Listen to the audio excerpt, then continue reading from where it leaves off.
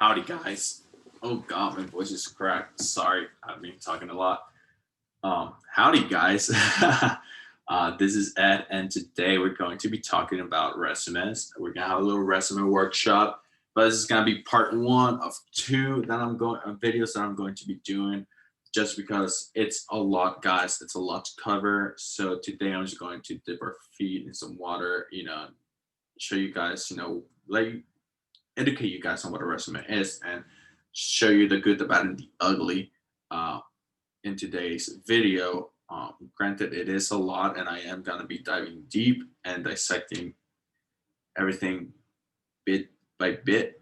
Um, but I'm really looking forward to this, especially because I spent so much time researching, so much time in workshops, meetings, so much time interviewing, so much time with human resources, and just trying to get a better understanding on what companies want to see whenever they see a resume, right?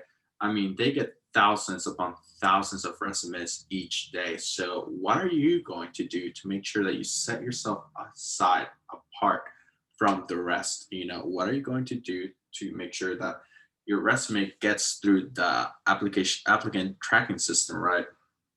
And I don't really have a slide for that, but I am going to talk about it here. Um, just because I think it is very important to know and very important to make you guys aware of what it is, right? So before we start, I will touch on that. So what an applicant tracking system or ATS is, right, is whenever you go online and you apply for a job, right, you're going to go to a website and they're going to ask you to fill out all your information out, right? And so what the ATS does is that they take all the information that you filled out and they're going to search for keywords. They're going to search and make sure that whatever keywords are that are in your resume align with the job description, right? So trick, and I'm not going to get too much into this because this will be covered for the next video that I make. But a trick that I always tell people is that, and it's very tedious, y'all. It's very tedious, but it pays off. Is to tailor your resume to the job description, right? So pull up the job description that you're trying to apply for, and pull up your resume and start adding and sprinkling those words, from the job description into your resume. That way, it gets through the ATS. Uh, so yeah, that's a little trick. And I know some of the people here that share their resumes with me, some of them did that, some of them did not. Uh, and I'll point it out whenever we go through these resumes, right? But without further ado, what is a resume, right? So a resume, at least a good resume, should be able to paint a story about yourself, right? So by this, I don't mean, oh, I was born in Texas and then I go to Bryant High School, no. Or, oh, I had a girlfriend or boyfriend or whatever. Now we broke up. No, that's not the story that you're trying to paint here. It has to be professional. So all that junk, this is not where you tell your future employer your deepest and darkest secrets. It's not. You leave it all. This is only for jobs that you've had, leadership positions that you've had, awards that you've gotten, um, what else, skills that you have, right? Technical skills, hard skills. You don't want to add soft skills here either, and we'll dive deeper into that as we go through this. It should also include all your professional aspects of yourself. Like I said, this is supposed to showcase your talents and skills, y'all. So you gotta make sure that this sounds great and it looks great, but you do not want to lie. You do not lie on your resumes. You honestly shouldn't be lying at all. Like, this is not the place nor the time to lie about something, right? Because, and I'll tell you this quick story. I knew this girl during one of my internships that she lied about her knowing a certain software, right?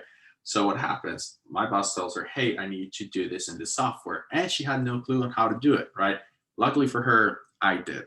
So I stepped in, helped her out a little bit, but it kind of ate into my time. So if it would have been, if I would have been there, she might have found herself a little out of luck here.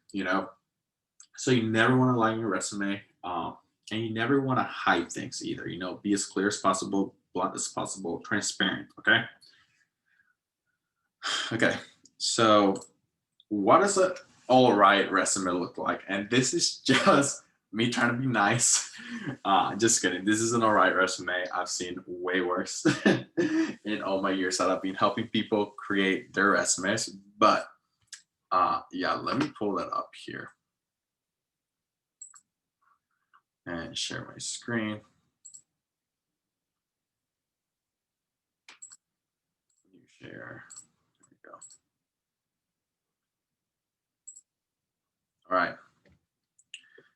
So here we have it. Up here, usually this is where your name's going to go. This is where your phone and email are going to go. And this is where your address is going to go. So something that makes a resume is an objective, education, experience, skills, awards, and honors. Okay. Always want to have an objective. If it's your first time applying for a job, you always want to have an objective, right? To tell them like, hey, this is what I'm looking for. And this is kind of why I'm applying for your company. And this is the experiences that I have. All right.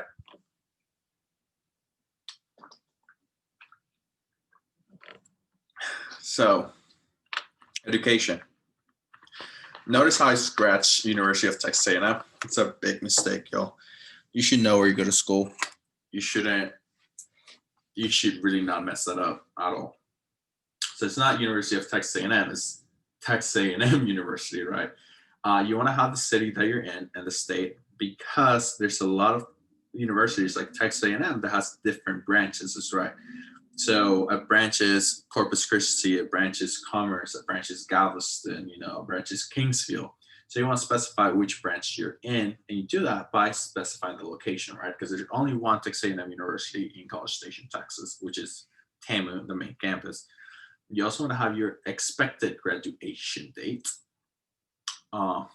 Something I tell people here is you don't need to put this, right? You don't need to put August 2019 to present, right? The employers don't care. If anything, if you take more than 5 years, you're pretty much just throwing yourself under the bus, or more than 6 years, you're throwing yourself under the bus. Just put your expected graduation date. This is not necessary. Another thing that I tell people is that if your GPA is anything below 3.0, leave it off the resume. Just leave it off. If they really want to know, they're going to ask. And once they ask, you better have a good story to tell them on why your GPA is the way that it is. Okay. Y'all, GPA is very important when it comes to jobs. It's very important when it comes to opening doors, but it's not everything. You can definitely land a really good job interview and internship with a bad GPA, but your resume has to be spectacular. Here you put the degree that you're pursuing. You don't have to say pursuing. You can just put bachelor's of science. You also don't have to put bachelor's degree, because that's already kind of like it's kind of like a given, right? Also, if you attended a junior college or a community college, you want to throw it in here, right? So this person also went to Blinn College and in Brenham, Texas. Notice it's not Brian, Brenham. Degree expected, I would just take this off. This is fine. You don't have to put it on there. GPA is about 3.0, so it's good that this person put it in there. Then you go into experience, right? Luigi's Patio Restaurant, College Station, Texas, closing server, right? This you want to have your dates on, okay? This, no. This, yes. Unless it's expected. You always want to have this on. But it's good that you have this. Let's read through one of the bullets. Experience providing an excellent customer service in a fast-paced environment with a positive attitude. Right. It's telling you that he can work in fast-paced environments, and it's telling you that he can hold a positive attitude. Then I scratch ability. Why did I scratch that? Because it's lowercase a and it's not capital A. So, y'all, this is just a quick fix, quick read. If you're having trouble with your resume, send it to someone, ask them to read over it. And if they're kind enough, they're going to read over it and give you some comments. The last bullet here doesn't really make sense to me. It's kind of like a run-off sentences, right? So it says, took a leadership role to manage other servers to perform their duties well in front of the restaurant and perform duties well in the back to close the restaurant, right? So I would say in charge of or managed several team members and guided them in the performance and duties of opening a restaurant and closing a restaurant, something along those lines. Discount Tire, College Station, Texas, service coordinator. Good, good, all good. Something I'm going to emphasize here is how this is not italicized, and then this is, and this is. Okay, you want to make sure that it's all uniform, right? You don't want to italicize here, and not italicize here. It looks bad. Here, have the knowledge to change the tire, fix the flat. I wouldn't say have the knowledge, I would say acquired the knowledge, or was responsible of doing XYZ, as well as assisted XYZ, also has the responsibility. Don't get rid of also, right? I'll just put responsible of whatever. Also products to customers such as tires, tools, and warranties. That's good. University of Texas A&M, again, no.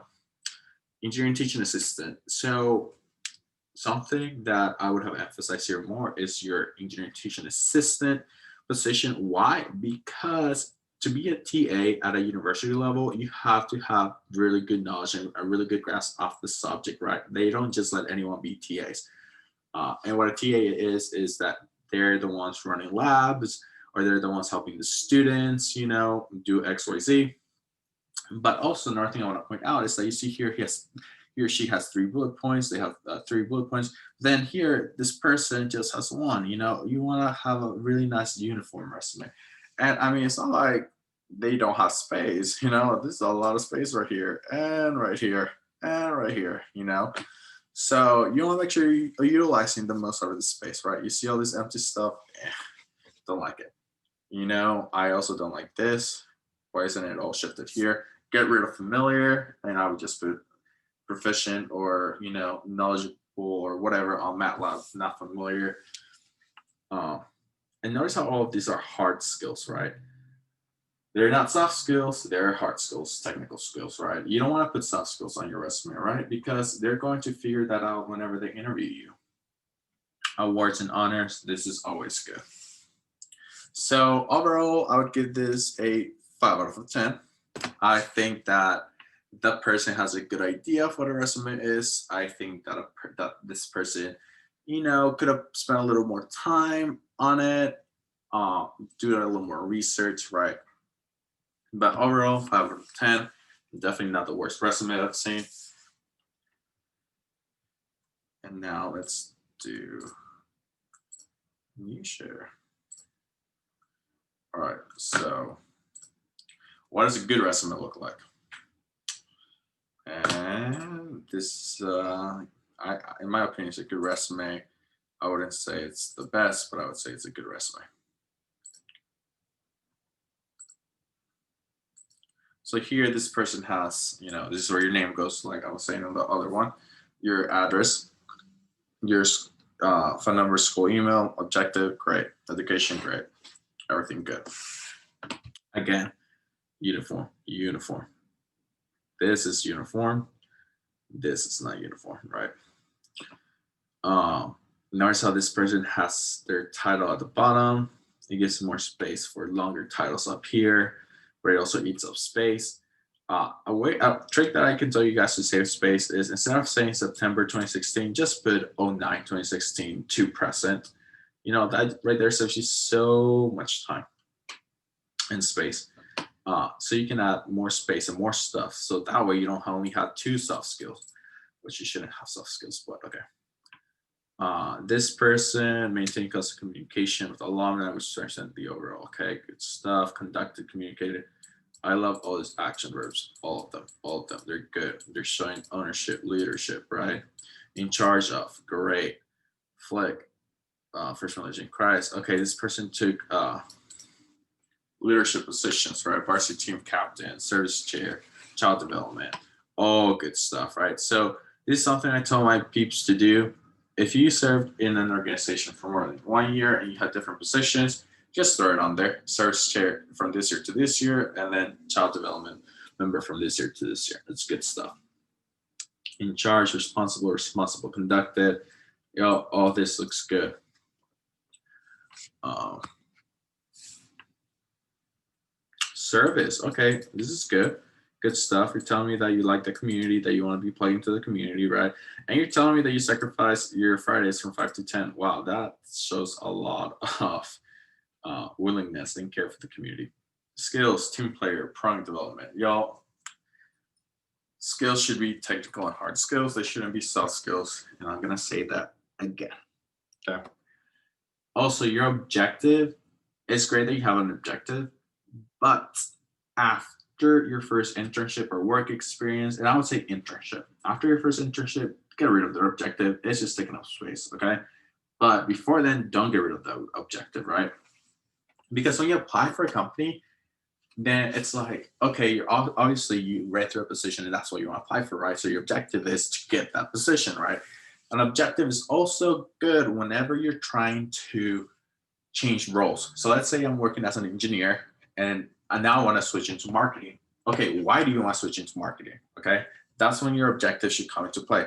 I'm seeking this, and this to learn more about this, and this, or gain experience here, here, and here. Okay, good stuff. But other than that, you shouldn't have an objective. But this person, I believe, it was they haven't had an internship, and they didn't really have full-time jobs. So it's good that they had an objective. All right. Let's share.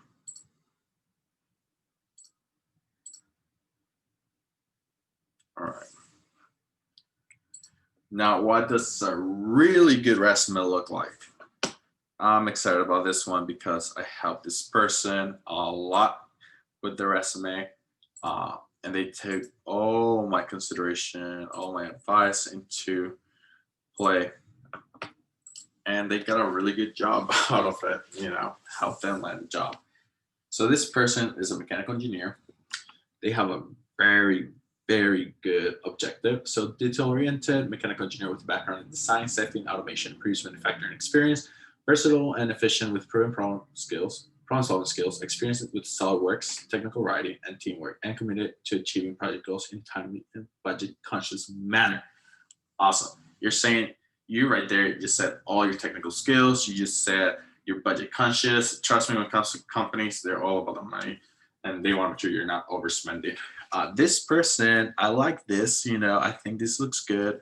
They have a little email icon, the phone, where they're located, just Houston, Texas. Sometimes you don't even have to include your whole address because they're going to ask for it anyway whenever you apply for a job. And their LinkedIn URL or link, right? So I'm going to talk about LinkedIn later on in this series, right? And why it's important to network. But this person has their education, experience, and skills as well as achievements, right? So let's look at their experience real quick because this is all great. And you see how uniform this is? Oh, love it. So Halliburton, drill bits and services. Good stuff. Design a mobile flux disposal station which eliminated a line of fire hazard and decreased the risk priority number of the process by 47%.